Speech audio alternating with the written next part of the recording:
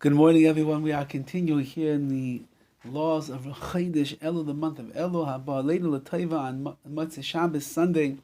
It will be the month of Elul, and we are preparing through this month for Rosh Hashanah, Seis Yemei Tshuva, and Yom Kippur, and we're talking over here about who should be leading the services. Ovel, someone who is mourning. Kol Yud Beis Chodesh Acha Avi V'Imo, all the 12 months after his father and mother passed away. He should not serve as a Chazzan, leading the congregation on Rosh Hashanah and Yom Kippur.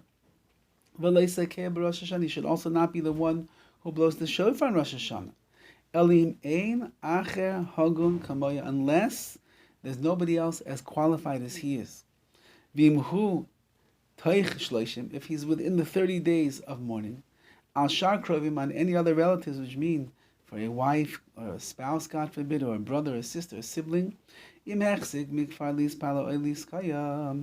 he already had this position of leading the davening or blowing the shofar, then mutter, he is allowed to continue doing it as well this year also. Why? Because Rosh Hashanah and Yom Kippur is mevatl, it nullifies the 30-day period. However, therefore, he's no longer considered to be a mourner at that time.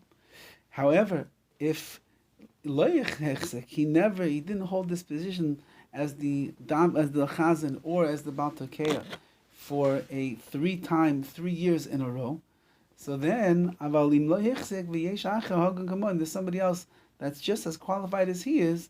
A person should be machmer over here, and he should not take that position. Rather, he should give it over to the other person. However, during the days of slichos, which we spoke about yesterday, even on the eve of Rosh Hashanah,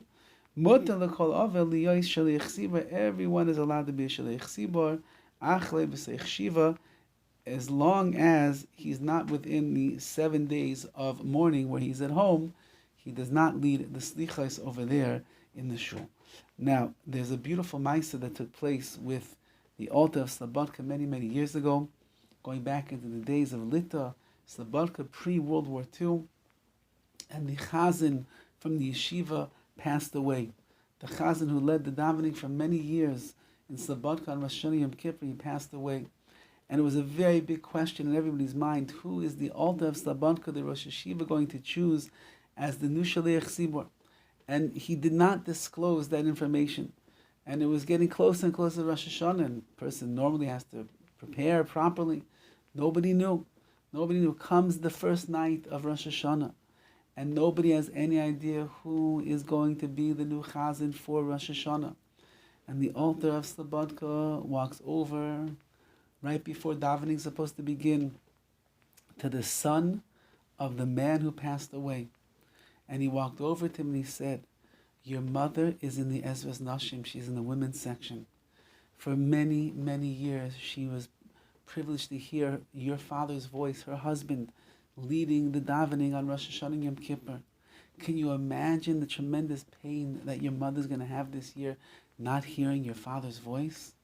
The only nechama, the only consolation she's going to have is to hear your voice be the one who's going to lead the davening. And therefore," said the altar of Slobodka, "you will go up and you will be the Chazzan this year for the Yom Noraim." He was an oval, he was a mourner. He wasn't muchzak, he didn't do it before.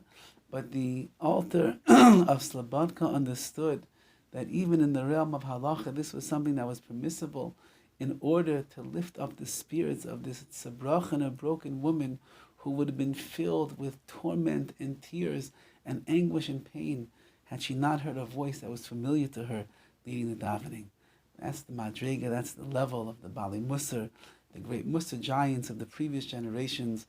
May we be zeichim, Yetz Hashem, to learn these halachas properly and to infuse the month of Elul with Musar and Maisim Tovim, Yiras Shamayim, growth, true spiritual growth, to bring us closer and closer to Hashem. Have a wonderful day.